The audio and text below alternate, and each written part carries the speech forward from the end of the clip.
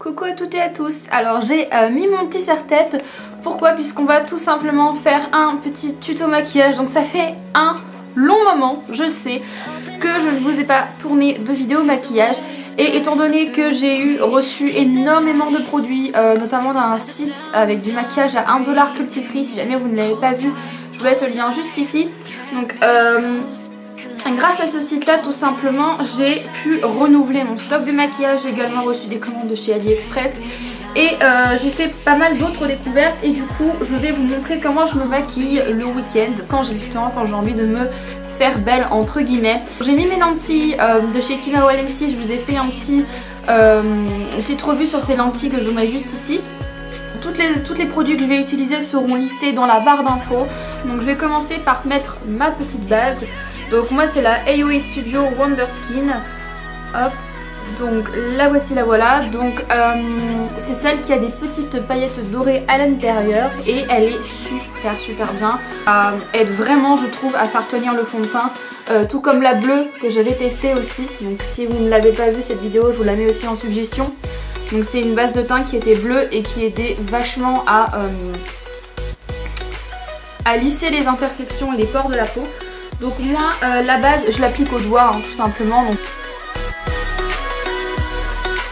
Donc voilà le Smart Hydrating Foundation de chez Kiko. J'ai la teinte Warm Rose 05. Donc c'est une des teintes les plus claires. Donc moi j'applique avec le Beauty Blender parce que je veux tout simplement que ce soit assez discret, que ça fasse pas une grosse couche de fond de teint.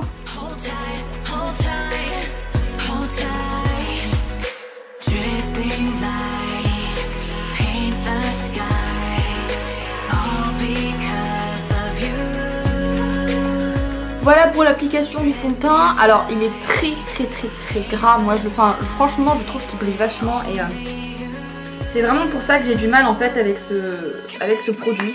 Ensuite au niveau de l'anti-cerne correcteur, je vais appliquer donc celui de la marque Popfil, c'est le HD Concealer. Alors celui-là il est très bien, il est très couvrant, très épais. Par contre il est un petit peu difficile à appliquer. Donc moi je recommande la Beauty Blender aussi parce que au pinceau ça fait migrer toute la matière en dessous, c'est pas terrible. Donc. Et en fait ça se présente sous forme d'applicateur comme ça. Donc moi je mets des petits points en fait au niveau de mes cernes.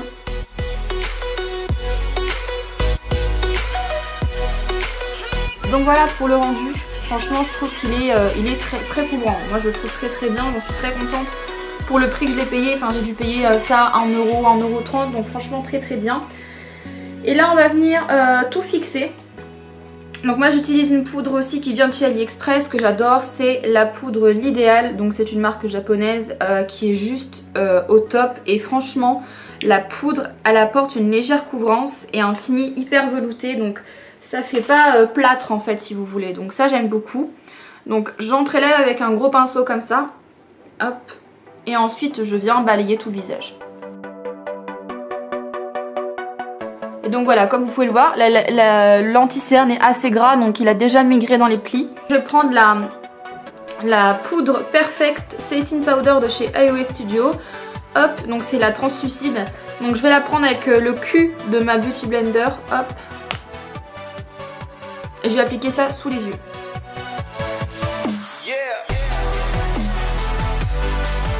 Donc voilà, là tout est bien matifié, mon visage ne brille plus du tout. Je préfère vraiment bien mettre l'accent parce que de toute façon après le visage va régresser, dans la journée vous allez transpirer, etc. Donc vaut mieux bien charger dès le début, moi c'est ce que je fais.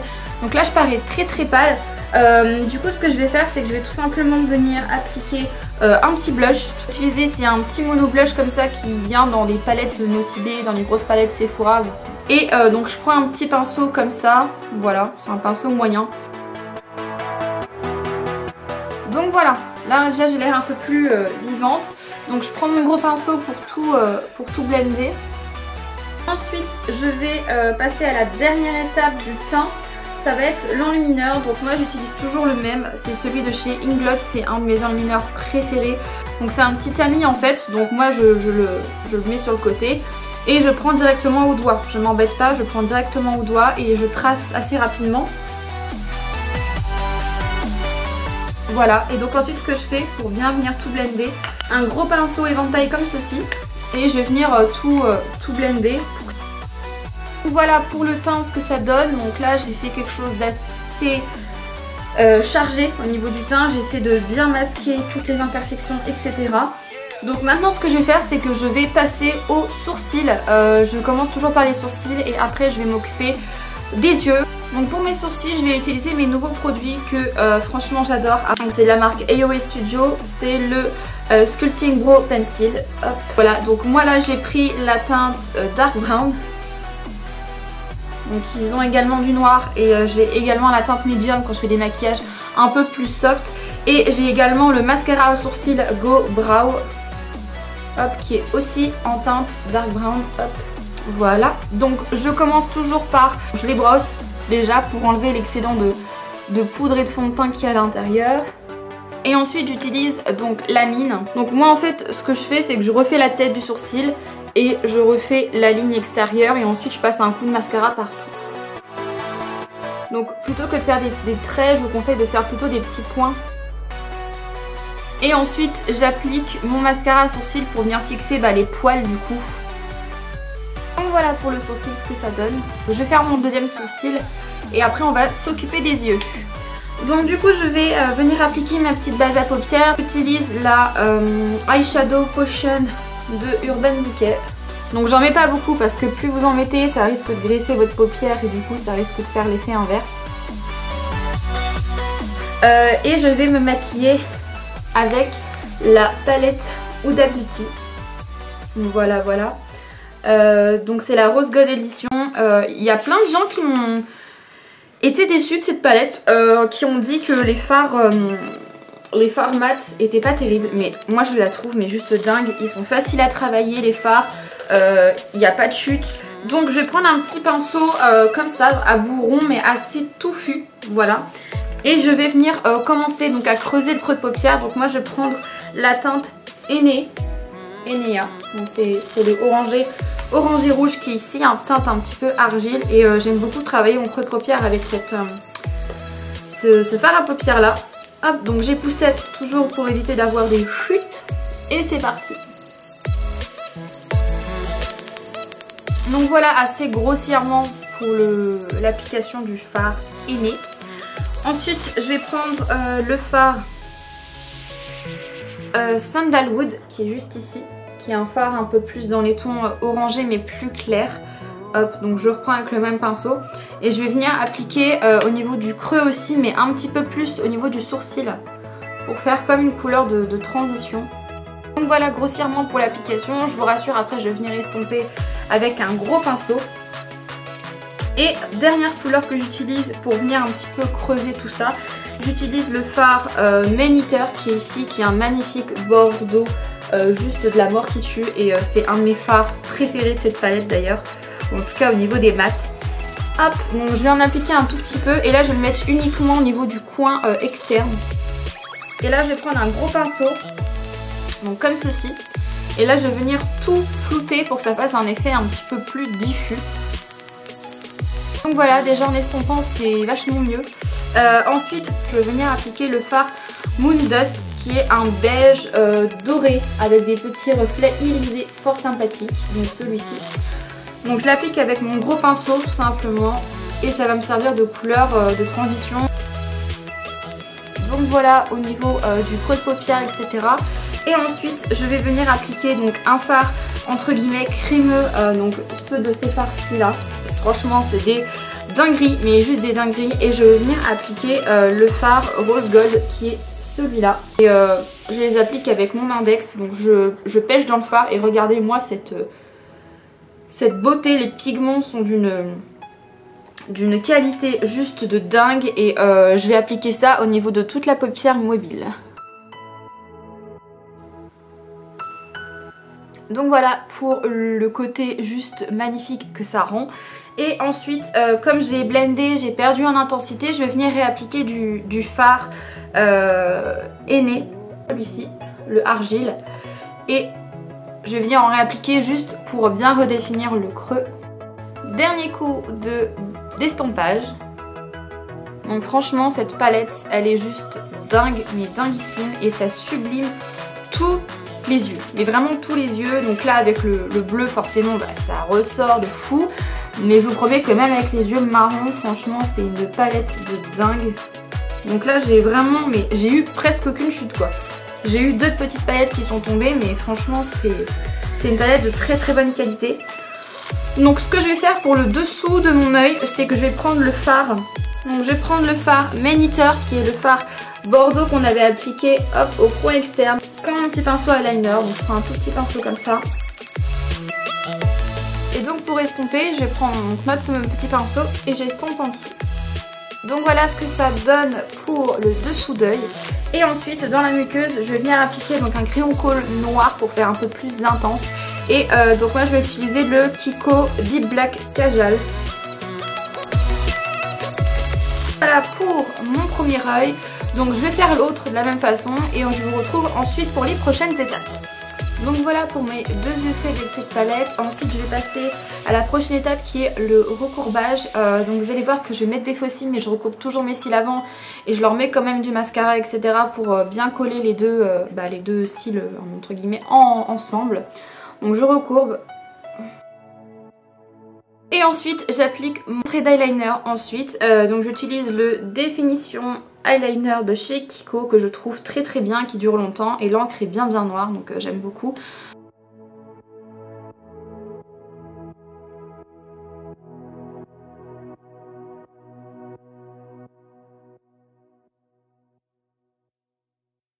Donc voilà, j'ai réussi à faire mes 2 traits d'eyeliner à peu près similaires. Donc je vais utiliser les faux cils de la marque AOA Studio et c'est la référence Luella Black et ils sont juste magnifiques. J'adore les porter. Donc je vais utiliser le Yves Rocher Elixir Volume Elixir. Alors ce mascara il est pas terrible, je l'ai eu en cadeau, il coûte 26 €, mais je trouve que franchement il est pas ouf du tout, franchement. Voilà, donc au niveau des faux cils, je vous avais déjà donné des astuces quand j'en avais porté, je crois que dans mon dernier tuto, c'est le tuto make-up inspiration la Reine des Neiges. Et je vous avais dit qu'en fait tout simplement les faux cils, pour que ça colle, il faut attendre que la colle soit bien sèche avant de les poser.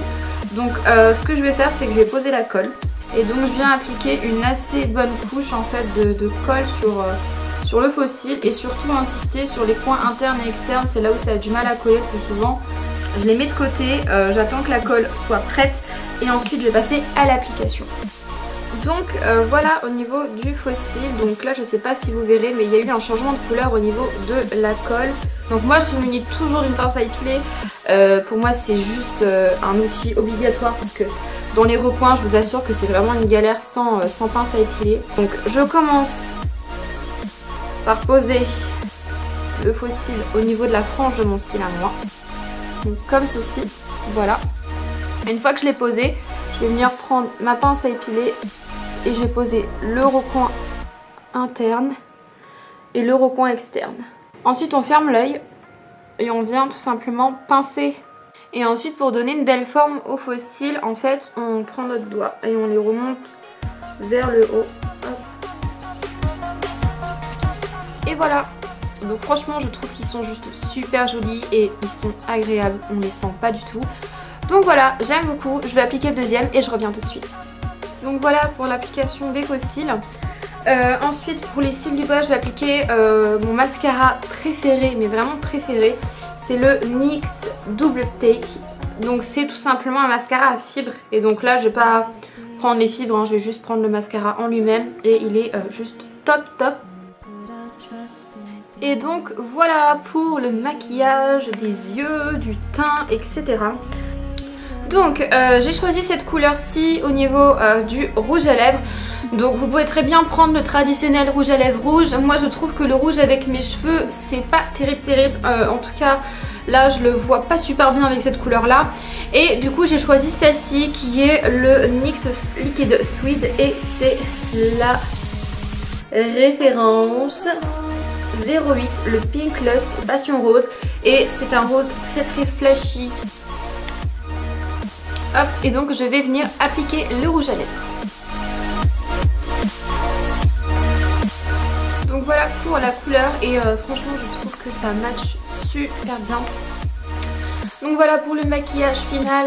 Vous pouvez très bien ensuite appliquer un petit spray, une petite brume fixatrice de maquillage. Donc moi je n'en ai pas actuellement et de toute façon c'est pas des températures par lesquelles j'ai besoin de mettre un spray fixant.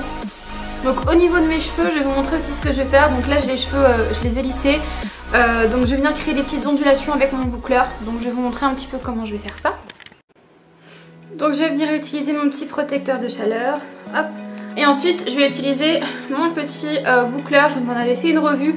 Il est juste top, il a un petit prix et il fonctionne très très bien. Donc si jamais vous ne l'avez pas vu, je vous la mets juste ici en suggestion parce que franchement il vaut vraiment le coup pour le prix.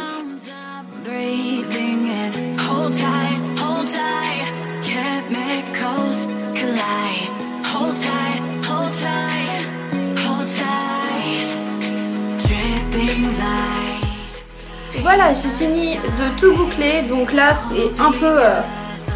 c'est un peu court, voilà, donc c'est normal, hein, j'ai les cheveux courts de base, donc forcément ça raccourcit les cheveux. Donc je vais utiliser pour venir détendre et hydrater la boucle, donc un produit que j'ai acheté chez Action qui est juste top, mais juste top. C'est de la marque This Is It, c'est le Curl Defying Cream et elle est juste top. Il y a pas mal d'huile à l'intérieur, ça aide vraiment je trouve au niveau du coiffage et ça aide à éliminer les petits frisottis.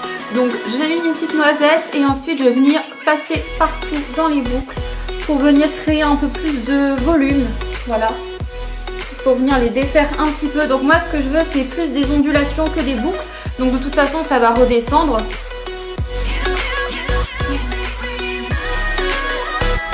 Mais franchement ce produit c'est de la balle, je l'aime beaucoup. Donc hop, j'en reprends un petit peu et j'en mets de l'autre côté.